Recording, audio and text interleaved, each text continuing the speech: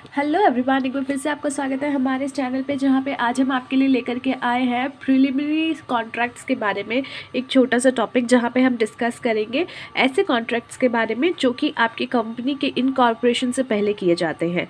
तो चलिए शुरू करते हैं। प्रिलिमिनरी कॉन्ट्रैक्ट्स कौन से कॉन्ट्रैक्ट्स होते हैं, आफ्टर ऑल क्यों ये ज़रूरी होते हैं, या फिर इसके फीचर्स क्या होते हैं, ये आज इस पूरी वीडियो में कवर अप होने वाला है। जब एक कंपनी को प्रमोट किया जाता है, या कह लीजिए जब कंपनी बनने वाली होती है, उससे पहले जब कंपनी का इनकॉर्पोरेशन नहीं हुआ है, रजिस्टर्ड नहीं हुई है, या फिर अभी अस्तित्व में नहीं आई है, तो इस तरीके की जो कंपनियां होती हैं, या फिर कह लीजिए कि कंपनी बनने से पहले जिस स्टेज पे वो कंपनी खड़ी होती है, वहाँ पे भी कई बार उसको कॉन्ट्रैक्ट करना पड़ सकता है। जैसे मुझे एक कंपनी बनानी है तो उसके लिए मुझे हो सकता है कुछ आपकी लीगल एडवाइसेस किसी की लेनी पड़े, या किसी के साथ कुछ कॉन्ट्रैक्ट करना पड़े, ताकि वो कंपनी को पूरा का पूरा इनकॉर्पोरेट कराने में हमारी सहायता कर सके, या फिर उस इनकॉर्पोरेशन को प्रोसेस को जो है वो कंप्लीट करा सके, या उससे रिलेटेड कोई और कॉन्ट्रैक्ट आपको करने पड़ सकते हैं।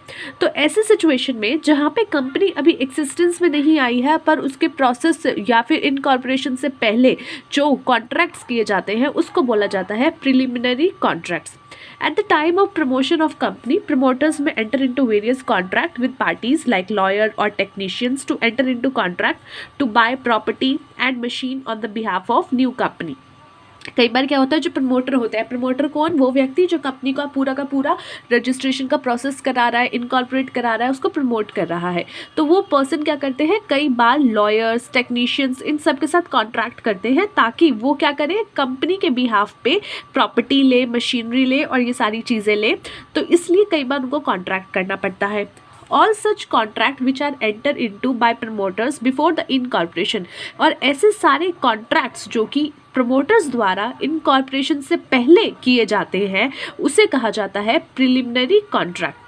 These contracts are indispensable in nature. One such example can be at the time of registration of a company, a promoter has to submit copy of various documents like memorandum of association, AOA to registrar.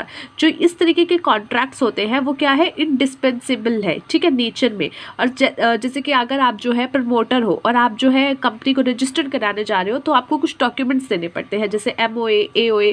तो इसलिए जो है ये ऐसे documents होते हैं जो दिखते हैं इनकॉर्पोरेशन के टाइम पे, जैसे MOA और AOA हो गया। लेकिन आपके जो प्रिलिमिनरी कॉन्ट्रैक्ट्स होते हैं वो इंडिस्पेंसिबल होते हैं नेचर में।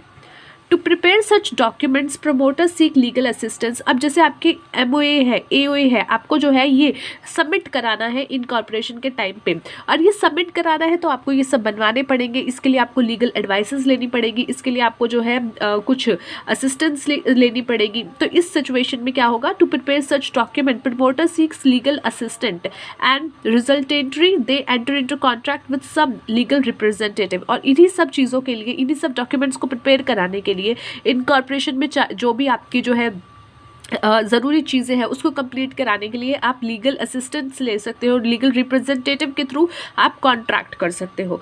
सच contract are called as pre incorporation और प्रिलिमिनरी कॉन्ट्रैक्ट्स। और ऐसे ही कॉन्ट्रैक्ट्स आपके क्या कहलाते हैं, preliminary contracts, as well as इसका एक और नाम है, that is pre incorporation contract. Legally these contracts are not binding on the company. अगर लीगली देखा जाए तो कंपनी का कोई इस पर बाइंडिंग नहीं होता, क्योंकि ये कब किए जा रहे हैं, इनकॉर्पोरेशन से पहले। और जैसे ही कंपनी बन जाती है, उसकी अपनी सेपरेट लीगल एंटिटी होती है। So legally these contracts are not binding on the company, as it is said that when the company is not yet incorporated it can not enter into a valid contract. क्योंकि जब तक एक company incorporate नहीं हो जाती, तब तक वो किसी भी एक वैलिड कॉन्ट्रैक्ट में एंटर नहीं कर सकती। Subsequently for such contract it can neither sue any party nor can it be sued by any party. और इसीलिए इन कॉन्ट्रैक्ट के बेसिस पे ना ही तो कंपनी किसी को सू कर सकती है, ना ही कोई और कंपनी को सू कर सकता है। So neither company can sue someone or any third party, or nor any third party can sue the company. तो यहाँ पे इसकी वजह से जो है कोई भी किसी को जो है सू नहीं कर सकता, कोई किसी पे केस नहीं कर सकता in short. Subsequently ratification of such contract is also not allowed. और जब जो है इसको माना ही नहीं जा रहा है तो इसमें रेक्टिफिकेशन करने का मतलब ही नहीं होता। तो सब्सिक्वेंटली रेक्टिफिकेशन भी नहीं हो सकता। क्यों? रेक्टिफिकेशन कब होता है? सेम उसी पार्टी के साथ जब आप रेक्टिफिकेशन कर रहे हो, लेट सपोज हमने अपने जो है एक कॉन्ट्रैक्ट किया, हम उसमें कुछ चेंज करना चाहते हैं तो रेक्टिफिकेशन हो रहा है, पर दोनों पार्टी तो सेम है। लेकिन यहाँ पे क्या हो रहा है, यहाँ पे जो है पहले आपने जिसके साथ कॉन्ट्रैक्ट किया था वो एक कंपनी कॉर्पोरेट नहीं हुई थी, अब वो जो है इनकॉर्पोरेट हो चुकी है। तो यहाँ पे पार्टी क्या हो गया? पार्टी का अस्तित्व ही बदल गया है, तो ऑब्वियसली रेक्टिफिकेशन भी नहीं हो सकता। Companies cannot rectify this contract to get the benefits. ना ही जो है कंपनी जो है इसको रेक्टिफाई कर सकती है अपने बेनिफिट के लिए, कि अगर उसको लग रहा है कि यार ये कॉन्ट्रैक्ट अगर रहा तो मुझे बेनिफिट मिलेगा, तो चलो रेक्टिफाई कर लेते हैं और मैं अपना नाम इसमें डाल देता हूँ, ताकि ये रहे कि ये कॉन्ट्रैक्ट मेरे द्वारा भी किया गया है। तो इसलिए ऐसा भी नहीं हो सकता। कंपनी सिर्फ अपनी अच्छी के लिए बढ़िया चीज़ें मिल जाए इस लालच में भी जो है इस कॉन्ट्रैक्ट को रेटिफाई नहीं कर सकती। Next is features of preliminary contract. तो इसके कुछ फीचर्स की बात करते हैं। These contracts are enter into by the promoter on behalf of company which is yet to be incorporated. यानी ये ऐसे कॉन्ट्रैक्ट होते हैं जो प्रमोटर के बिहाफ पे जो प्रमोटर्स एक तरीके से एंटर करते हैं, प्रमोटर्स ये कॉन्ट्रैक्ट्स बनाते हैं उस कंपनी के बिहाफ पे जो कि अभी रजिस्टर्ड नहीं हुई है। Company is not bound by such contract as it was not incorporated when they were signed by promoters। यहाँ पे जो है कंपनी का जो है कोई भी कंपनी किसी भी इस तरीके के कॉन्ट्रैक्ट को लेके बाउंड नहीं होती है। उसका ज़रूरी नहीं है कि वो उसका पूरा का पूरा जो भी लिखा है उसको माने। क्यों? क्योंकि ये जो है उसके इनकॉर्पोरेशन से पहले हुआ है और ये प्रमोटर्स के द्वारा साइन किया गया है। A company can neither sue any party nor can it be sued by other of such contract। ये भी हमने डिस्कस किया, ना ही वो किसी पे केस कर सकती है, ना ही कोई और कर सकता है। रेक्टिफिकेशन नहीं हो सकता। Subsequent adoption of such contract is not allowed, और ना ही सब्सिक्वेंट अडॉप्शन इसका जो है अलाउड होता है।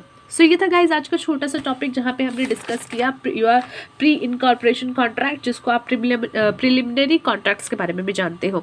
इसका शॉर्ट नोट आने के चांसेस ज़्यादा है, तो इसलिए आप अच्छे से इसको तैयार कीजिएगा। गला थोड़ा ख़राब है, तबीयत थोड़ी ख़राब है, इसलिए बेटर कोशिश कर रही हूँ थोड़ा अच्छे से समझा पाऊँ, बट स्टिल कहीं अगर कुछ रह रहा है, कन्फ्यूजन हो रही है, तो let me know in the comment box. Thanks for watching. मिलते हैं नेक्स्ट वीडियो में अगले टॉपिक के साथ। तब तक के लिए take care of yourself and take care of your health.